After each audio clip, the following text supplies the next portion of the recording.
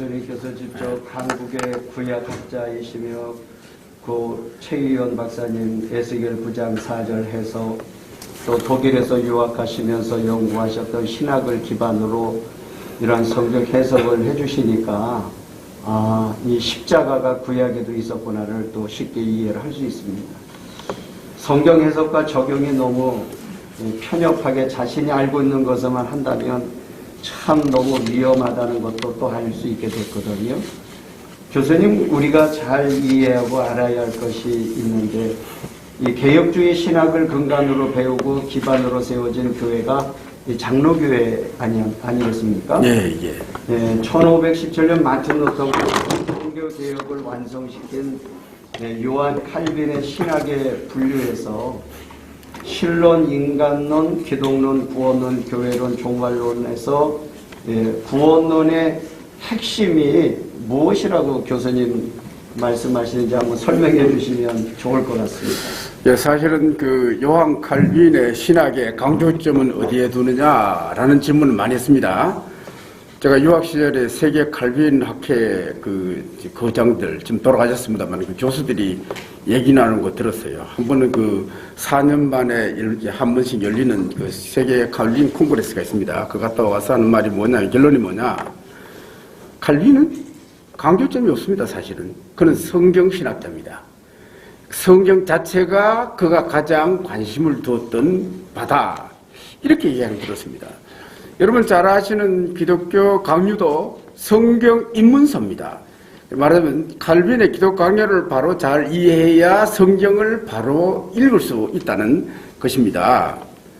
그리고 동시에 이제 칼빈은 성령신학자입니다. 여러분 구약을 주석해내는 거 보면요, 구약에 나타난 여호와가 드러는 성부로, 드러는 성자로, 드러는 성령으로 사용됩니다. 그게 그 중에 성령이 가장 많이 나오는 것을 볼 수가 있습니다. 이걸 칼빈은 그런 식으로 잘 주석했습니다. 그래서 칼빈의 강조점 한마디로 말해서 삼위일체 하나님이 성경의 모든 관심사를 다 주관하고 계신다. 이렇게 보는 게 칼빈을 바로 이해했다. 이렇게 볼 수 있겠습니다. 근데 여기 이제 방금 우리 사회자님께서 이제 칼빈의 이제 구원의 중심부에 대해서 얘기하라고 하셨는데, 칼빈의 구원론의 핵심 부분이 뭐냐면요, 그리스도와 우리 사이의 신비한 연합입니다. 참 중요하죠. 우리가 칭함을 받는 것은요, 성령의 역사로 우리의 의가 되시는 예수 그리스도와 우리가 연합되기 때문에 하늘에서 우리를 이 개떡 같은 우리를 하나님이 예수처럼 보시고 의롭다 칭하신다는 거예요. 그것이 이제 칭의론의 핵심입니다. 그리고 이제 특히 칭의와 성화를 다루면서 이제 십자가로부터 성화와 칭의가 동시에 흘러내린다 이렇게 봅니다. 그러니까 칭의와 성화는 분리될 수 없을 정도로 밀접한 관계에 놓여 있음을 얘기하고 있습니다. 이제 기독강요 제3권이 구원론인데 총 25장입니다. 그 중에 이제 14장이 성화론을 다루는데 제목이 성화론이 아닙니다. 지속적인 칭의 이렇게 표현하고 있습니다. 아주 흥미롭지요. 그리고 칼빈은 칭의 사건 이후에 성도가 죽을 때까지 이 기간을 중생으로 봅니다. 우리가 알고 있는 중생한 개념과 좀 다릅니다. 그리고 이것은 동시에 성화입니다. 그리고 회개예요. 그래 칼빈에 있어서는 그 중생과 성화와 회개가 사실은 같은 거예요. 이 세 가지가 성령의 도움으로 우리 속에 이루어진다.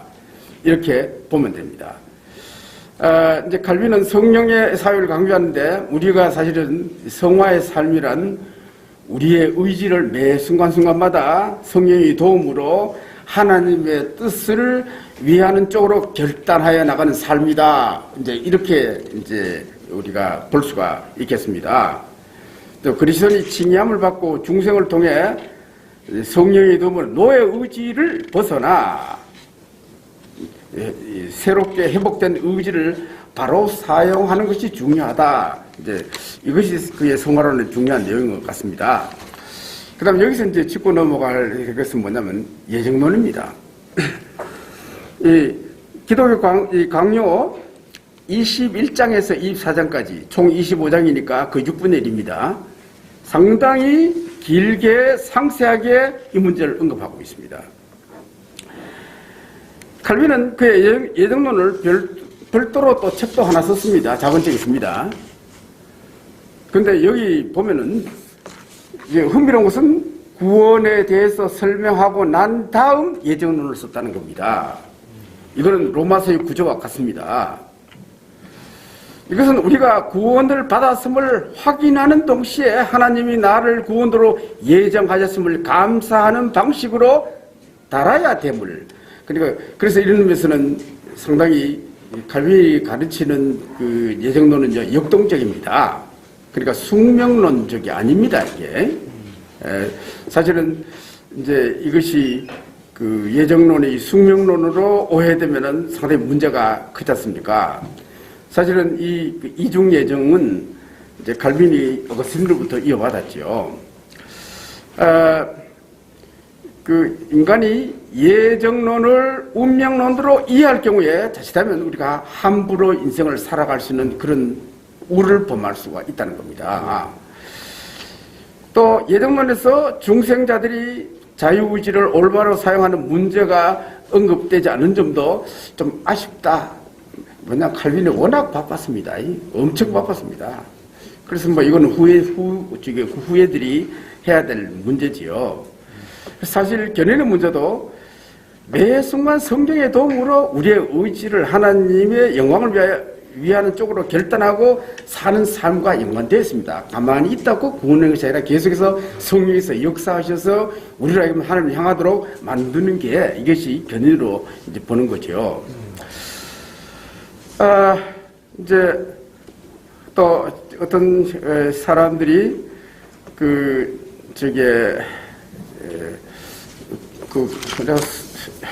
물론 뭐 서사람 목사가 지금 제기한 여러 가지 문제는요, 물론 신학적으로 논의가 되어야 될 게 많습니다. 내가 보기에는 그것을 통해서 신학이 더 발전될 수가 있다고 이제 보는데, 그래서 사실은 교수들이 이 문제에 좀 관심을 가졌으면 좋겠다는 그런 생각이 듭니다. 그리고 이제 우리가 이제 이런 일을 할 때에 잊어서는 안 될 것은 뭐냐면, 말하자면 어떤 전제를 깔고 사람을 비판하는 건 좋지 않다는 거예요. 좀 정확하게 알아라는 거예요. 파악하고. 그리고 이제 여러분 그 신학이라 어떤 누구의 신학도 절대적이지 않습니다. 성경 66권 하나님 말씀만 절대적입니다. 모든 신학은요, 모든 신학자들의 신학은 전부 다 비판을 받아야 돼야 신학이 발전하는 겁니다. 그런 면에서 사실은 칼빈의 그 책을 읽어보면요, 칼빈을 제대로 비판해주면 칼빈이 좋아할 것 같은 그런 생각이 들어요. 이 양반이 오히려 그런 거 있습니다. 자기는 절대로 자기 자신을 절대적인 존재로 생각하지 않았습니다. 단지 하나님 말씀에 근거해서 확실한 것을 계속해서 주장했을 뿐입니다. 그래서 여기 이런 문제를 보면서 자꾸 함부로 이단식하기보다는 문제가 있다고 판단되면 반드시 그 문제를 한국에 여러 학회가 있으니까 학회에 좀 제기해서 학교에서 교수들이 이 문제를 공정하게 다룰 수 있게 하는 것이 좋지 않겠나. 막연하게 그저 비판하고 비방하는 것보다도 그래야 더 어떤 면에서는 젠틀한 그러한 교회 풍토가 되지 않겠나 하는 그런 생각이 듭니다. 네, 교수님 설명 듣다 보니까 개혁파 신학의 입장에서 이해하기 쉽도록 설명해 주셔서 감사하고요. 네, 교수님이 심우하셨던 대학의 설립자도 신학은 학문이 아니다라고 엄청 목회자들에게 학생들에게 강조를 하시더라고요. 네, 교수님도 많이 들어보셨을 것입니다. 학문은 사람을 변화시키지 못하기 때문에 신학도 발전하고 그 시대의 적용 중요성을 말씀하는 걸로 사료가 된다. 교수님 자꾸 듣다 보니까 이제 설명에 이제 빠져들어가는데요. 한 가지 질문을 더 드려서 명쾌한 신학적인 답변을 좀 듣고 싶습니다.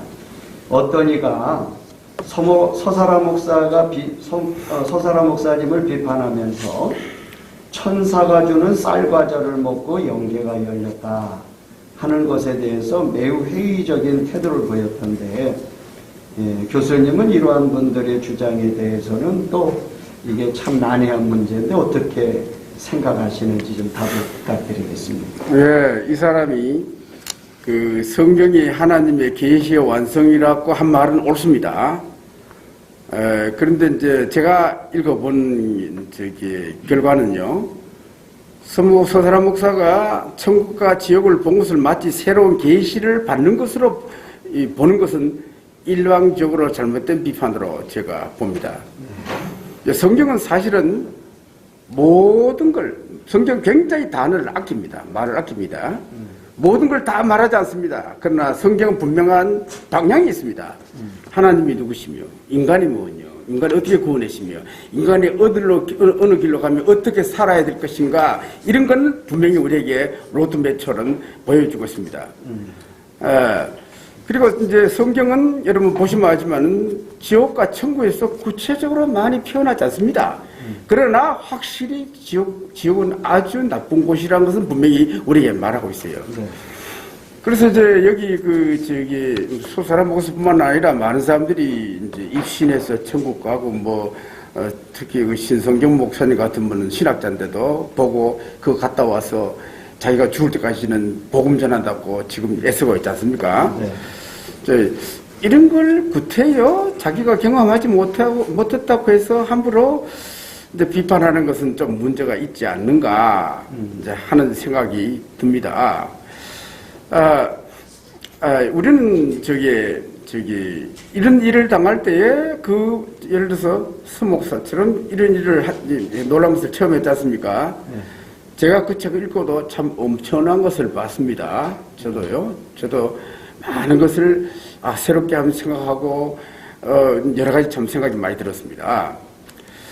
그리고 이제 이 책을 보면서 이 목적이 뭐냐? 단순히 자기를 신격한 게 아니라 많은 사람들을 회개시켜서 구원 얻게 하게 돼 있습니다. 이런 시각을 우리가 주목해야 된다고 봅니다. 네. 그래서 이런 체험들이 성경이 가리키는 방향과 일치하지 하는지 아닌지 그걸 우리가 봐야지 꼭 성경에 기록이 다 안 되는 걸 했다는 거 있다고 해서 구태엽을 비판적으로 볼 필요는 있겠나 하는 생각이 듭니다. 그래서 제가 이제 근래에 좀 많이 물어봤지만은 서사라 목사는 성경 66권 하나님의 정옥무한 하나님의 말씀을 믿는 사람입니다. 그런 신학 전통에 서 있습니다. 그리고 천국과 지옥을 체험한 내용은 성경 복음을 전하는 보조용으로 사용할 뿐이지 그게 주가 아니라는 것을 제가 느끼게 되었습니다. 네. 그리고 많은 사람들이 이제 이 선목사의 책을 읽고 또 설교를 듣고 회개하고 이제 천국에 들어갈 것을 준비한다는 이런 것을 보면 상당히 고무적이다 이런 생각을 하고 이걸 사실 이 문제를 굉장히 제가 높이 평가합니다. 네. 그리고 쌀과자 문제 나오는데 쌀과자인지 뭔지 모르겠습니다만은 그러나 먹고 눈이 열렸다 이거는 우리 성경에도 있습니다. 여러분 엠마오로 가는 그 제자들에게 나타나신 주님이 그 영안이 얻어서 주님을 몰라봤지 않습니까? 그 성찬식 하면서 떡을 떼어 주고 먹고 이제 열렸습니다. 네. 이런 것 보면은 천사가 쌀과자 비슷한 거 쌀인지 밀가루 과자인지 모르지만은 뭘 주고 이거 한 상징인데 이걸 구태여 좀 네거티브하게 비판할 필요 있겠나 하는 그런 생각이 듭니다. 네. 예.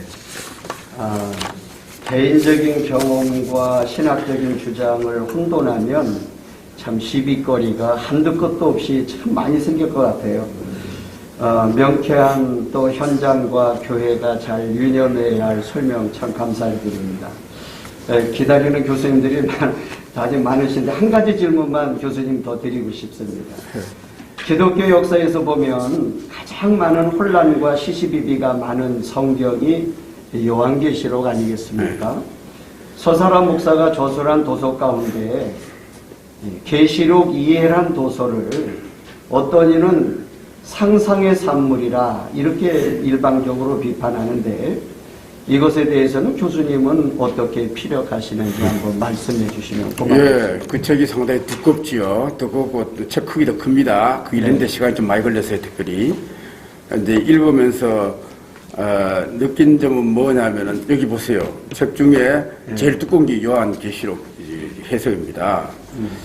제가 이래 보면서 느낀 건 뭐냐면 1차적으로 서사라 목사는 상당히 문법적으로 정확하게 해석하려고 애를 썼다라는 그런 인상을 받았습니다. 사실 성경을 해석할 때 이것이 가장 중요합니다. 네. 그 다음에 역사적 배경 같은 거 우리가 고려해야 되지만은, 그래서 이제 이 해석이, 그러니까 이제 이 특별한 해석인데 이 해석이 성경 전체를 꿰뚫어 거기에 입체하는가 하는 그런 문제입니다. 네. 내가 보기에는 이제 서사라 목사 해석은 전천정기 설적, 그리고 문자적 7년 환란에 근거해 해석합니다. 그래서 제가 그 해석하는 거 이래 보고, 이면이 그동안 놓친 부분이구나, 이런 것들은 제가 느낀 점이 또 있습니다. 네. 그러면은 이제 정확하게 봤다고 봐요. 근데 형식적으로는 상당히 세대주의적인 걸 구조를 갖고 있는데 세대주의는 아닙니다. 왜냐, 세대주의는 7세대 전체가 구원의 원리가 다 다르다는 거예요. 그걸 전혀 고려하지 않습니다. 그건 관계없고 단지 내용은 그와 좀 다르다, 독특하다라는 것을 제가 느껴봤습니다. 근데 앞으로 이 문제는 이 천년왕국술도 지금 4가지 천년왕국술 그 중에 2가지는 이미 벌써 문제가 많아서 폐기 처분했습니다. 지금 역사적 전천전설이냐 무천년설이냐 2가지인데 그 둘 다 사실은 전부 다 약점을 다 갖고 있습니다. 그래서 사실은 이것으로 만족해서는 안 되고 우리가 성경을 다시 요한계시록 특히 에스겔서와 연결해서 스가랴서 연결해서 이제 구약의 연수와 연결해서 다시 이제 해석해서 새로운 무언가를 내야 되지 않겠나. 그래서 전문가들의 논의가 앞으로 필요하다 이렇게 생각됩니다. 네. 그리고 이제 서 목사의 책을 읽는 사람들은 그가 성경 본문에 충실하면서 영적인 체험을 통해 책을 저술하는 것이지 그 읽어보면 분명히 이거는 서 목사 자신의 이성으로 고안해서 만들어내는 조작품이 아닙니다. 보고 증언하는 겁니다. 이 말이 참 중요합니다. 본 것을 증언한다. 이런 인상이 아주 짙습니다. 그리고 이제 내가 봐도 그동안 내가 서 목사님하고 지금 교제 나누면서 느낀 건 뭐냐면은 서 목사님 굉장히 참 하나님 중심적이세요. 네. 그리고 이게 경건합니다. 내가 봐도 아주 경건해요. 이런 가치관을 가진 분이 이런 조작을 한다? 이거는 별로 이해가 되지 않는다고 그렇게 이제 생각되는 겁니다. 네. 그래서 이런 걸 가지고 하면 낙인 찍을 하는 건 좋은데 하려면 정식으로 학회에다가 한번 이걸 제시하라는 거예요. 네. 그래서 다루자는 거예요. 네. 네. 하여튼 우리 신학학회도 참 많이 있고 검증하고 또 신학이 발전하고 하는 것들은 참 교수님 말씀대로 정식 학회에서 논의를 해서 아주 깊은 토론과 논의를 통해서 한국교회가 재정립을 하고 또 발전적으로 갈 수 있으면 좋겠다라고. 그래서 앞으로 신학을 배우는 사람들도 바른 신학을 또 배워서 적용하고 교회에서 혼란이 없게 하는 것이 중요하다고 생각을 했습니다.